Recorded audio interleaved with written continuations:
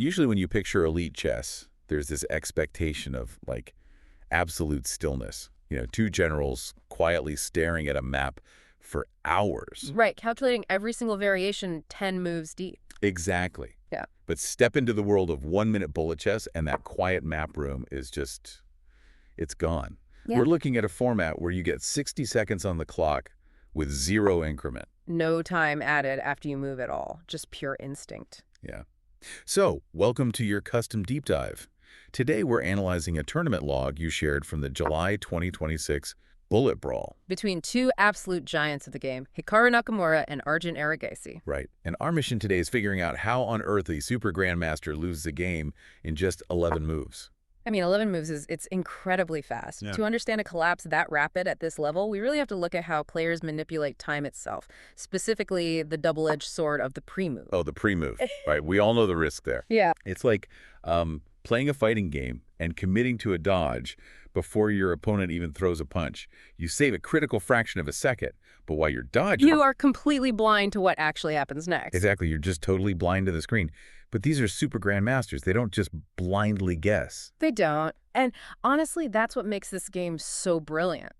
Hikaru doesn't just hope for a bad pre-move here. He basically mathematically engineers a board state where Arjun feels safe making one.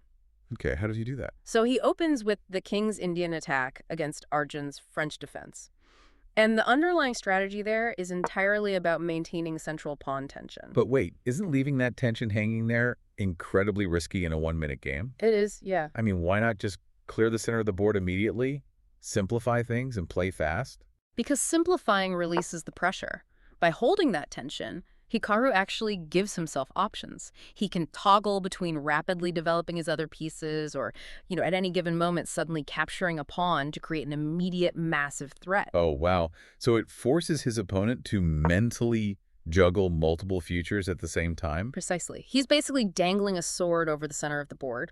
And on move 7, he drops it. He breaks the tension. Right. He plays pawn takes d5, changing the entire board structure in a fraction of a second. But Arjun... Well, Arjun has already castled. A fatal pre-move. Completely fatal. So Arjun tucked his king away into safety, assuming the center would stay locked, totally oblivious to the fact that Hikaru's d5 pawn is now staring point blank at his knight on c6. He dodged a punch that wasn't thrown. And walked right into a brick wall. And the consequence is immediate, right? Because by move 8, Hikaru just casually scoops up the free minor piece. Just takes it. It's brutal. Okay, so...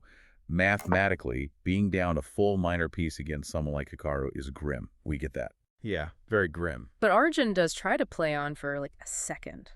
He pushes the queenside b pawn. But then, when Hikaru plays c4 on move 11 to attack Arjun's remaining active knight, Arjun just unplugs. He resigns. Yeah, he resigns. I don't get that. Why not try to scramble? Like, play for a flag, play for a blunder. Well, in a standard classical game, you probably would. But you really have to look at the psychology of the bullet arena. What do you mean? In these specific tournament formats, volume is absolutely everything. The overarching strategy isn't just about winning individual games. It's about the clock. Right. It's about protecting your overall tournament time. So it's just this incredibly harsh efficiency calculation. Exactly. If you realize you're in a lost position, fighting out of the corner just burns precious seconds. You want to cut your losses quickly, lose fast, and jump right back into the matchmaking pool to try and restart a win streak. Wow.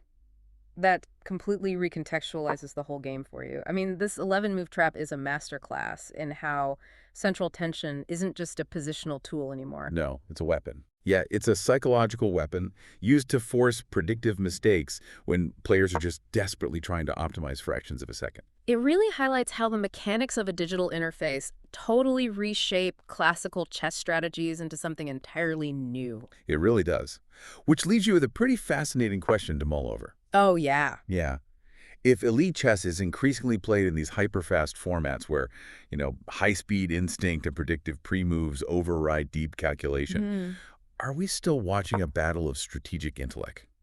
Or has it finally evolved into an extreme reflex sport?